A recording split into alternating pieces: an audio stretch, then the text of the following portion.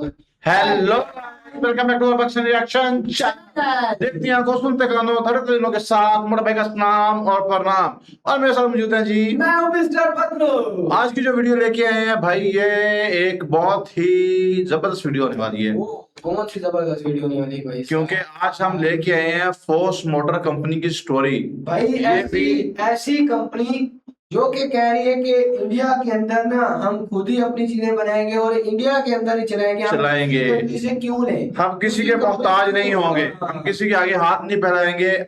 हम ये स्टोरी भाई बहुत पुरानी है, आत्मनिर्भर वाली, कि हमने जो कुछ बनाना है खुद बनाना है, अपने लिए बनाना है। तो बेसिकली फोर्स मोटर्स की स्टोरी आज हम कवर करने जा रहे हैं। ये भी वीडियो भी स्पेशली हमारे एक मित्र हैं, व्यूवर हैं, वो भाई हर वीडियो के नीचे कमेंट कर रहे थे कि भाई फोर्स मोटर्स की वीडियो लेके आए, फोर्स मोटर की वीडियो लेके आए। तो ये स्पेशली, बल्कि उनका नाम भी पढ़ना चाहिए यार।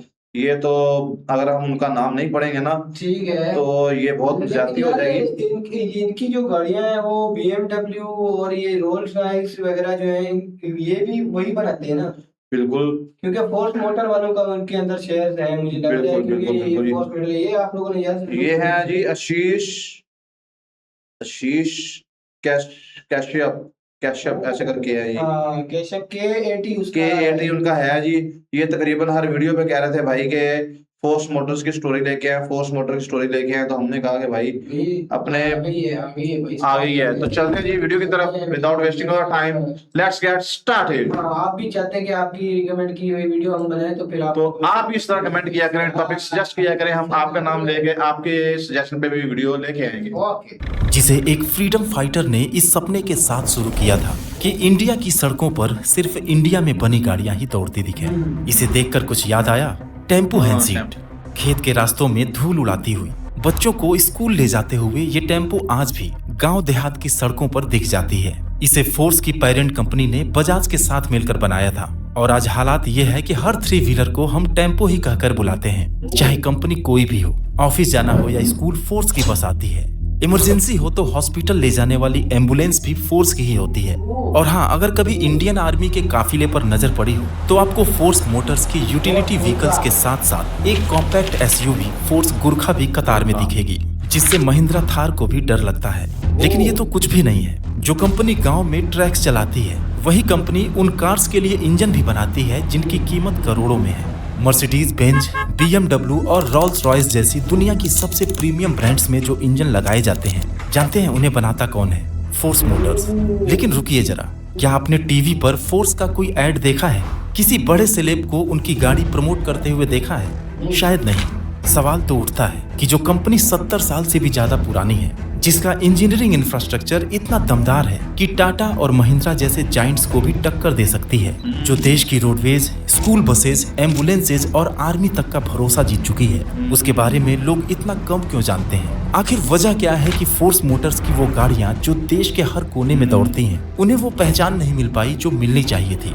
आज की इस वीडियो में हम जानेंगे इंडियन ऑटोमोबाइल सेक्टर के सबसे अंडररेटेड वॉरियर फोर्स मोटर्स की पूरी कहानी। और वीडियो के आखिर तक आप खुद कहेंगे, ऐसी कंपनी को हमने अब तक नजरअंदाज कैसे कर दिया।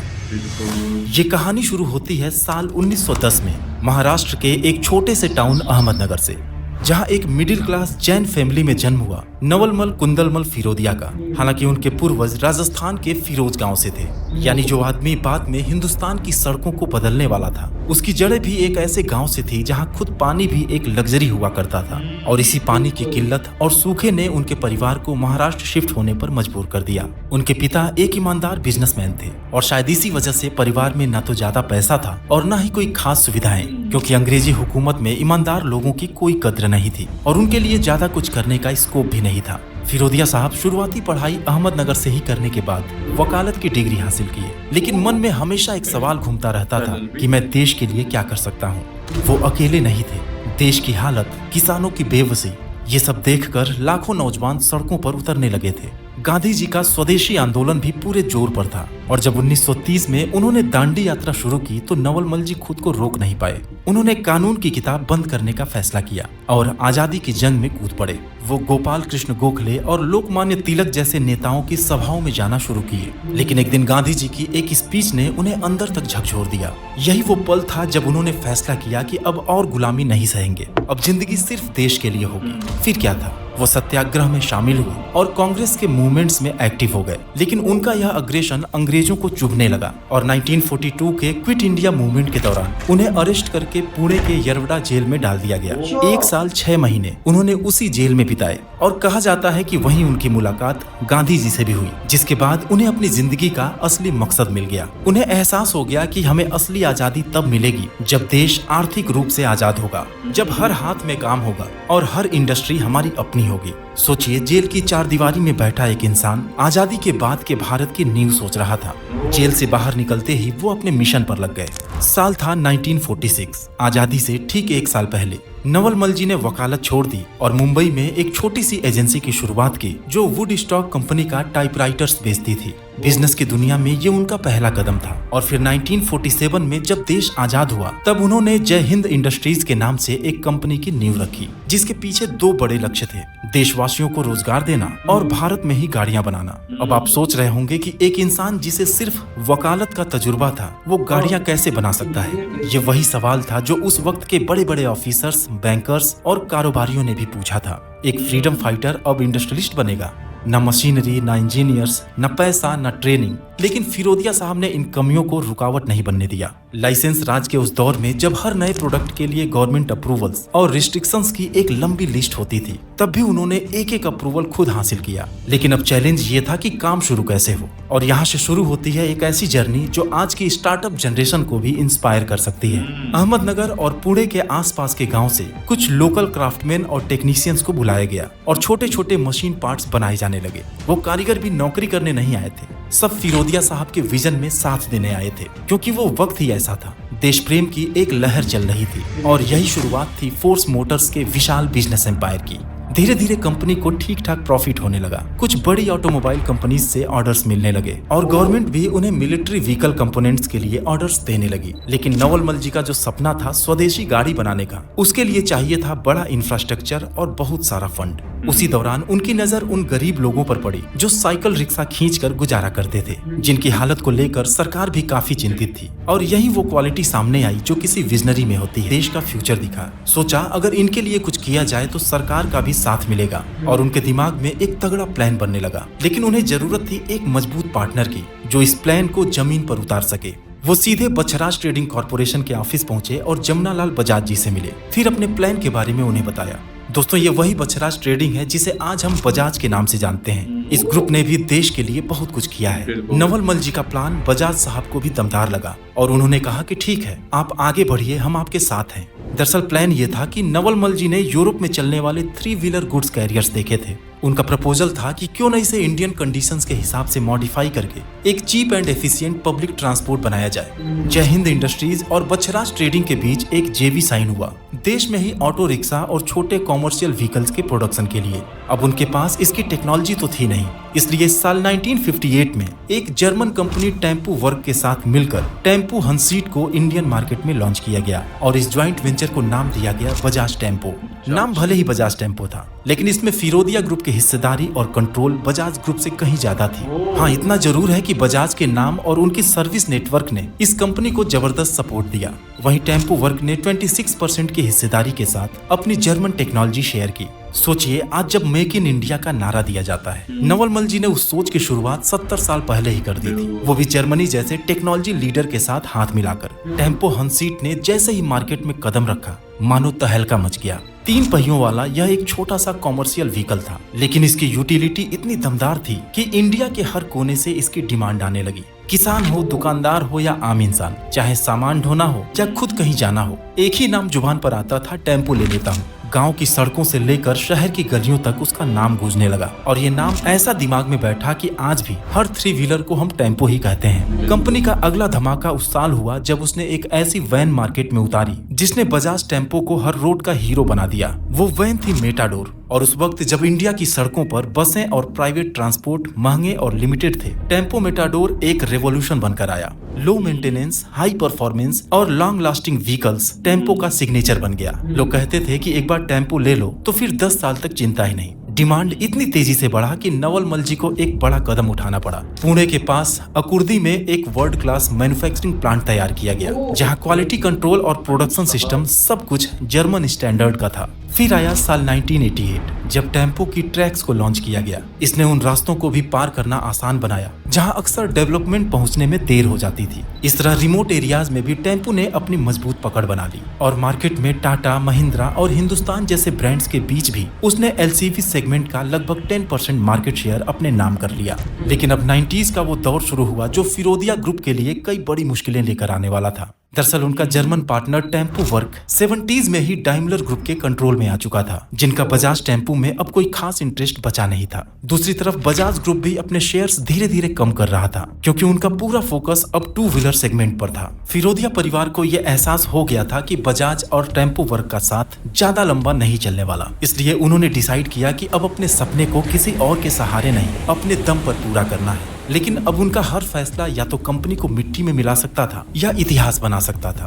फिर क्या था? टेम्पोज और मेटाडोर्स से अलग हटकर उन्होंने बिजनेस को एग्रीकल्चर, डिफेंस और बसेस जैसे और भी कैटेगरीज में डाइवर्सिफाई करना शुरू किया। इसके अलावा चेसी, गियरबॉक्स, इंजन डिजाइन सब कुछ इन हाउस किया जाने लगा। लक्ष्य था सब कुछ जल्दी से जल्दी सीखना और एक वर्टिकली इंटीग्रेटेड सिस्टम तैयार करना, क्योंकि सपोर्ट अब हर तरफ से छिनता जा रहा था। लेकिन उसी दौरान फिरोदिया ग्रुप को एक तगड़ा झटका तब लगा जब 1997 में 87 इयर्स की एज में नवलमल फिरोदिया जी की डेथ हो गई। कंपनी ने अपना मार्गदर्शक खो दिया और अब बारी थी उनके बेटे डॉक्टर अभय फिरोदिया की उन अधूरे सपनों को जिंदा रखने की। लेकिन उनके लिए आगे का सफर बहुत ही मुश्किल होने वाला था, जिसकी शुरुआत हुई साल 2000 में जब टेम्पो हंसीट का प्रोडक्शन आउटडेटेड टेक्नोलॉजी और स्ट्रिक्ट एमिशन नॉर्म्स की वजह से बंद करना पड़ा। और अगले ही साल बजाज और टेम्पो वर्क भी अपने शेयर्स फिरोदिया ग्रुप को बेचकर जेवी से एग्जिट हो गए। लेकिन दोस्तों अभी भी फिरोदिया ग्रुप की पेरेंट कंपनी जय हिंद इंडस्ट्रीज ही थी और उसी के अंडर जेवी में वो बजाज टेम्पो के नाम से गाड़ियां बनाते थे। यानी सही मायने में फोर्स मोटर्स की कहानी तो अब शुरू होने वाली थी। डॉक्टर अभय फिरोदिया बिल्कुल अकेले थे। जिस दुनिया में हर कोई ताकतवर पार्टनर ढूंढ रहा था, वहाँ अभय फिरोदिया सिर्फ अपनी टीम, अपने इंजीनियर और अपने पिता की दी हुई सीख के भरोसे खड़े थे। बट ना तो हिम्मत टूटी थी और ना ही कॉन्फिडेंस में कोई कमी थी। और हो भी क्यों? क्योंकि उनसे सिर्फ बजाज और टेम्पो का नाम ही तो अलग हुआ था। सारी फैक्ट्रीज, असेंबली लाइन और इंजीनियर्स तो उनके ही थे। बाकी गाड़ी के एक एक पार्ट को बनाना और तराशना सब कुछ तो आता था उन्हें, वो भी जर्मन स्टैंडर्ड से। लेकिन बस मुश्किल ये थी कि उनके पास इंजन का पेटेंट नहीं था। जैसे एक वीर योद्धा के पास तलवार ना हो, वही हालत थी फिरोदिया ग्रुप की। उन्होंने इसका भी एक रास्ता निकाला और मर्सिडीज से बात करके बेंज OM 616 इंजन की असेंबली लाइसेंस हासिल की। साथ ही जेडएफ और बॉश जैसे यूरोपियन पार्टनर्स के साथ मिलकर ट्रांसमिशन और गियर बॉक्स की नई टेक्नोलॉजी सीखनी भी शुरू की। और फिर कुछ ही महीनों में मर्सिडीज डिराइव्ड इंजन के साथ ट्रैक्स, गुरखा और ट्रेवलर को एक नए अवतार में मार्केट में उतार दिया। लेकिन अब कंपनी का नाम था फोर्स मोटर्स। ये गाड़ियां सिर्फ नई टेक्नोलॉजी का नमूना नहीं थी, ये फिरोदिया परिवार के संघर्ष, रिसर्च और आत्मनिर्भरता की पहचान थी। ये साल था 2005 का। पूरी टीम का सिर्फ एक ही टारगेट था, जल्द से जल्द अपना खुद का इंजन तैयार करना। लेकिन फिरोदिया साहब को ना तो नाम की भूख थी और ना ही पैसों का लालच। आगे की मंजिल को डिसाइड करने में वो अपने पिता की उस विरासत को मिट्टी में नहीं मिलने देना चाहते थे, जो कड़ी मेहनत और विजन से खड़ी हुई थी। आज की दुनिया में जहाँ कंपनीज वैल्यूएशंस और फंडिंग के पीछे भागती हैं, वहाँ एक इंसान क्वाइटली क्वालिटी और भरोसे के लिए जूझ रहा था। जहाँ एक तरफ मार्केटिंग और ब्रांडिंग में करोड़ों खर्च करके उनके कॉम्पिटिटर्स अग्रेसिवली मार्केट को कैप्चर कर रहे थे, वहीं पर उन्होंने बिल्कुल अलग रास्ता चुना, best in class shared mobility solutions का। उन्होंने साफ कहा कि हम वो बनाएंगे जिसकी जरूरत वास्तव में एक आम इंसान और हमारे देश को है। और ये बात उनके प्रोडक्ट पोर्टफोलियो को देखकर साफ समझ में आती है। साल 2010-11 आते आते फोर्स मोटर्स ने अपना खुद का इंजन भी डेवलप कर लिया और तब से लेकर आज तक उनका फोकस पूरी तरह कॉमर्शियल, रूरल और ऑफ रोड सेगमेंट में ही रहा है। फोर्स मोटर्स की डेडिकेटेड और प्रिसाइज वर्किंग स्टाइल ने दुनिया के सबसे परफेक्शनिस्ट ब्रांड BMW और डाइमलर को इतना इम्प्रेस किया कि उन्होंने इंडिया में अपने पार्टनर के रूप में फोर्स मोटर्स को सेलेक्ट किया। और फिर जुलाई 2015 में BMW के इंजन और ट्रांसमिशन को असेंबल करने के लिए चेन्नई प्लांट की शुरुआत की गई। आज इसी प्लांट के इंजन BMW के 3 सीरीज, 5 सीरीज, X1, X3 और X5 जैसी पॉपुलर कार्स में यूज होते हैं। एक नए युग की शुरुआत हो चुकी थी। जून 2016 में पुणे के चाकण में मर्सिडीज बेंज की कार्स के इंजन और एक्सेल असेंबली के लिए एक नया प्लांट स्टैब्लिश किया गया, जहां हर साल 20,000 इंजन्स और 20,000 एक्सेल असेंबल होते हैं। और फिर 2018 में रोल्स रॉयस पावर सिस्टम ने भी फोर्स मोटर्स के साथ ज्वाइंट वेंचर किया, जिसमें फिरोदिया की 51% और MTU EU की 49% हिस्सेदारी रही। इस JV का मकसद था इंडिया में high power 1600 series diesel engines का प्रोडक्शन करना, जो power generations, railway engines, mines और हैवी इंडस्ट्रियल एप्लीकेशंस में इस्तेमाल होते हैं। सोचिए, एक कंपनी जो गांव में ट्रैक्स और ट्रेवलर चलाती है, वही दुनिया के सबसे हाईटेक और प्रीमियम ब्रांड को इंजन सप्लाई करती है, लेकिन किसी को पता ही नहीं। यही है फोर्स मोटर्स की चुपचाप परफेक्शन। न मीडिया ब्लीज, न अग्रेसिव मार्केटिंग, बस मशीन्स, प्रिसीजन और जुनून, वो भी वर्ल्ड क्लास लेवल का। लेकिन दोस्तों, अब सवाल ये उठता है कि जब इस कंपनी के पास इतनी काबिलियत है, डिकेड्स का एक्सपीरियंस है, पूरी तरह वर्टिकली इंटीग्रेटेड सिस्टम है और देश के लिए इतना कमिटमेंट है, तो फिर ये कंपनी इंडिया के लिए मर्सिडीज या BMW जैसी प्रीमियम कार्स क्यों नहीं बनाती? आइए जानते हैं इसकी वजह। असल में आज फोर्स मोटर्स के मार्केट शेयर की अगर बात करें तो ये स्कूल बसेस और एम्बुलेंसेज में भले ही एक डोमिनेंट प्लेयर हो, लेकिन overall national commercial vehicle market में इनकी हिस्सेदारी सिर्फ 3% के आसपास है, क्योंकि इनके पास न तो टाटा, महिंद्रा और अशोक लीलैंड की तरह प्रोडक्ट रेंज है, न डीलरशिप और सर्विस नेटवर्क, और न ही पैन इंडिया ब्रांड अपील। और रही बात मर्सिडीज और BMW जैसी प्रीमियम कार्स बनाने की, तो फोर्स हमेशा से एक B2B यूटिलिटी फर्स्ट कंपनी रही है, नॉट B2C मास मार्केट। उनका पूरा ध्यान high torque, heavy duty, commercial और गवर्नमेंट यूज की गाड़ियों पर रहा है, not on refined petrol engine cars. और सबसे हैरानी की बात तो ये है कि आज भी उनके पास कोई पेट्रोल इंजन नहीं है। यानी कुल मिलाकर देखें तो फोर्स मोटर्स ने खुद को एक बहुत ही सीमित दायरे में ऑपरेट किया। कभी कभी अपनी सीमाएं भी खुद तय कर लेनी सबसे बड़ी हार होती है, और शायद फोर्स मोटर्स भी उसी भूल का शिकार हो गया। R&D में वो पीछे रह गए और दूसरे ब्रांड्स के सहारे कंपनी को चलाते हुए उन्होंने अपनी ग्रोथ की रफ्तार को खुद ही धीमा कर लिया। आज 5 मैन्युफैक्चरिंग फैसिलिटीज के साथ फोर्स 25 कंट्रीज में मौजूद है और 300 से भी ज्यादा sales and service touch points के साथ 10,000 से भी ज्यादा लोगों को रोजगार देता है। उनके पास सब कुछ है, स्किल है, सिस्टम है और इंडिया को चौंका देने की काबिलियत भी। बस स्ट्रेटजी में थोड़ा सा बदलाव उन्हें मार्केट लीडर बना सकता है। अब जब अगली बार कोई आपको बोले कि इंडिया सिर्फ असेंबली करता है, तो मुस्कुरा कर कहिएगा कि फोर्स मोटर्स जैसी कंपनीज न सिर्फ इंजन बनाती है बल्कि भरोसा भी करती है। अगर आपको ये कहानी इंस्पायरिंग लगी हो तो कमेंट जरूर करिएगा। बिल्कुल, बाकी यार सच में बहुत इंस्पायरिंग स्टोरी थी। मुझे भी इतना नॉलेज इसके बारे में नहीं था कि फोर्स मोटर की भाई 25 इतना नाम नहीं सुना था, क्योंकि आजकल टाटा, महिंद्रा, अशोक लेलैंड ये इनका नाम नहीं इनका ही नाम चल रहा है। तो भाई इसके हाँ फोर्स गुरका का सिर्फ पता था, लेकिन इतनी इसमें काबिलियत है कि 25 देशों के साथ ये अपना कर रही है, ट्रेड कर रही है। और सबसे बड़ी बात कि भाई इंडियन आर्मीज को ये व्हीकल प्रोवाइड कर रही है। इनकी पूरे इंडिया में इनकी एम्बुलेंसेस चल रही हैं फोर्स की भाई, फोर्स की चल रही है। और बात ये है कि जो एक बंदा वकालत से उठ के इंजीनियरिंग की तरफ बिल्कुल अपोजिट डायरेक्शन में कहाँ उसकी वकालत LLB की, कहाँ इंजीनियरिंग वाली साइड पे वो किस तरह मूव हुआ, उसने सोचा, अपने माइंड में सेट किया।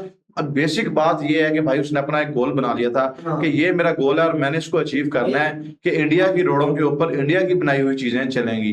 तो पहले सबसे पहले टेम्पो की बुनियाद रखी गई। वही होता है जो अपनी डिग्री को छोड़ के दूसरी तरफ ऑपोजिट साइड पे चलता है। बिल्कुल नहीं, मतलब कि गोल आपने फोकस कर लिया तो आपको उसके लिए मेहनत करनी पड़ेगी भाई। मेहनत करेंगे, आपकी डिग्री मैटर नहीं करती, आपका एक्सपीरियंस मैटर नहीं करता, आपकी मेहनत मैटर करती है। आपकी मेहनत जो है एक ना एक दिन भाई रंग ले आती है। हालांकि वो जब के BMW और उनको इंजन दे रहे हैं तो पार्टी भी तो बना सकते हैं। BMW और रॉयल राइस भाई, रॉयल राइस जैसी गाड़ियों को, मर्सिडीज वाली गाड़ियों को भाई इंजन दे रहे हैं, तो ये क्या नहीं कर सकते। लेकिन वो कह रहे हैं अगर इनको थोड़ी सी अपनी स्ट्रेटेजी चेंज करनी पड़ेगी, फिर ये टाटा और महिंद्रा का मुकाबला कर पाएंगे। लेकिन वो मुकाबला करना ही नहीं चाह रहे। वो मुकाबले से यार मुझे लग रहा है आगे हैं कंट्रीज में भाई वो कर रहे हैं। और मेन वो उनका असल मोटिव जो है ना, वो है देश की खिदमत करना। देखो एम्बुलेंसेज वाला काम देश की खिदमत है, और आर्मी व्हीकल्स ये भी देश के लिए, और उनका ट्रांसपोर्टर बसेज है वो भी आम जनता के लिए, वो भी आम जनता के लिए बिल्कुल ये इसलिए। तो भाई ये थी फोर्स मोटर की कहानी, हमें तो बहुत इंस्पायरिंग लगी, बहुत ही मोटिवेशनल स्टोरी थी। उम्मीद करते हैं कि आपको भी अच्छी लगी होगी। अगर तो ये वीडियो आपको अच्छी लगी है तो हमारे चैनल को सब्सक्राइब करें, वीडियो को लाइक एंड शेयर करें। अपना अपने फैमिली का ढेर सारा ख्याल रखिएगा। मिलते हैं आपसे नेक्स्ट वीडियो में, तब तक के लिए stay tuned and take care.